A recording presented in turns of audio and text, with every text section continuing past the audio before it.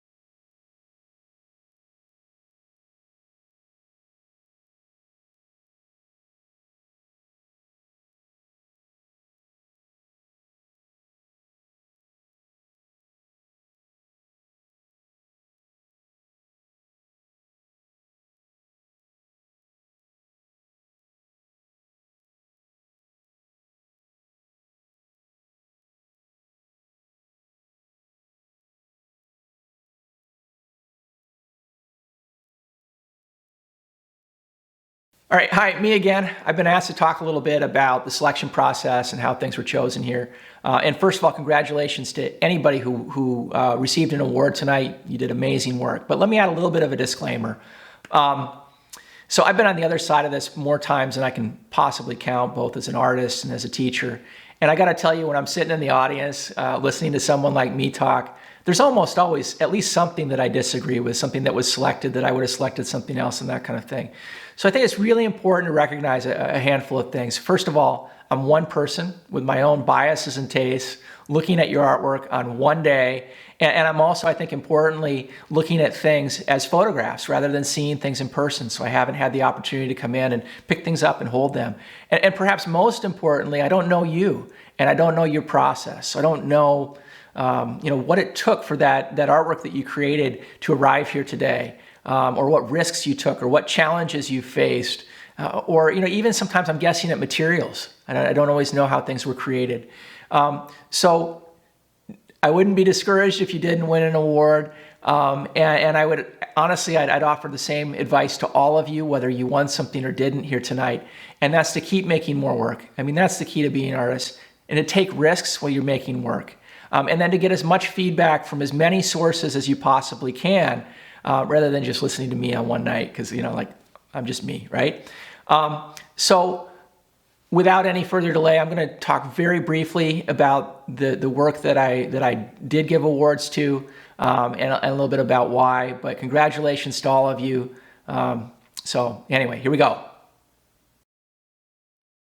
I chose this piece because I liked the combination of kind of this very refined um, white ceramic, along with the less refined, almost like it's tied with a rope or something like that on the outside of it, and then is allowed to sort of naturally have these crinkles in it. So nice job.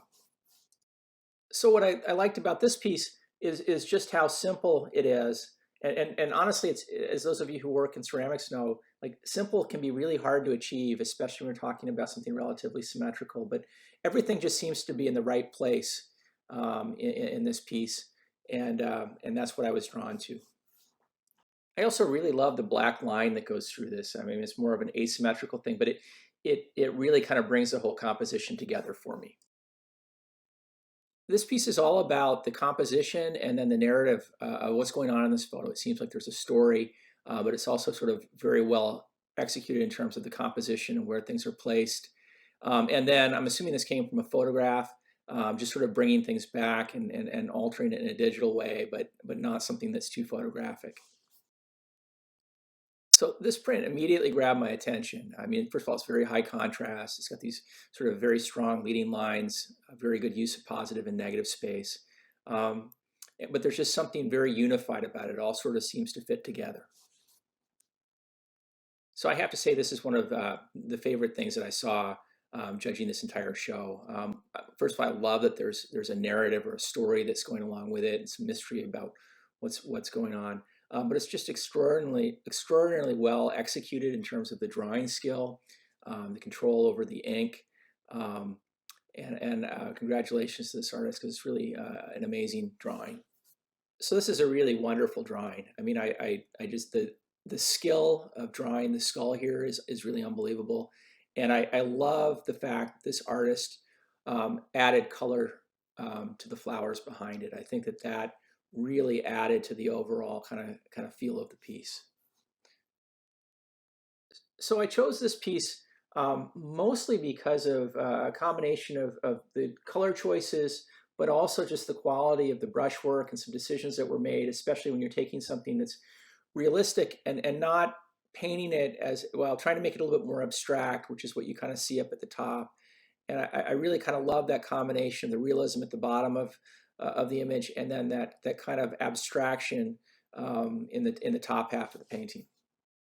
So this was really another kind of unbelievably well-crafted piece. I mean, the way that the light is represented, particularly in the left-hand side of the frame, coming through the window is pretty unbelievable. And just the level of skill that I saw in this particular painting, I'm really impressed with. So what impressed me the most about this piece is just the technical quality of the drawing. I mean, it's very well executed. The line work is really wonderful, and some of the value is really nice. So this is another piece with really outstanding technical skill. The person clearly has a very good understanding of how to use studio lighting, strobes. Working with animals is not an easy thing to do. On top of that, and these are just very, very well executed studio photographs. So if anyone's familiar with the photographer Henri Cartier-Bresson and the decisive moment idea in photography, I mean, I think that is really very well represented in this particular photograph. I mean, this is just capturing this animal at exactly kind of the perfect moment. So what I like about this piece is kind of this the homemade feel, especially of the ring itself and the setting of the ring. And I guess I like the fact that it's not overly fussy, and it looks different from maybe what I'd expect to see in a jewelry catalog somewhere. It very much maybe reflects something more of the artist's process. So I chose this piece because what I really like about this is you can see the experimentation of the artist. And there are several different techniques that are going on here. I mean, I can see some welding going on, maybe some painting. And it's just the overall experimental nature of this. I mean, it's a fairly ambitious piece, so that's why I chose it. So what I like about this piece is the kind of attention to detail. Working with the human face is not an easy thing to do, and you can tell that somebody put a lot of time and effort into this particular face. I chose this piece just for the overall design of it, the way that things were kind of combined together to form a very lovely piece of jewelry. Okay, that's it for me. I hope you enjoy the rest of this wonderful event, and hopefully at some point we'll get a chance to actually meet in person.